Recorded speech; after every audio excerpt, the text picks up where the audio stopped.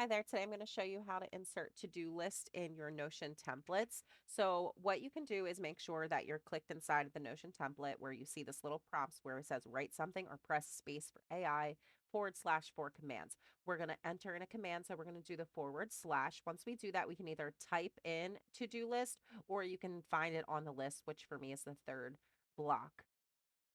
We can click on that, and once we do that, it's going to insert that little checkbox.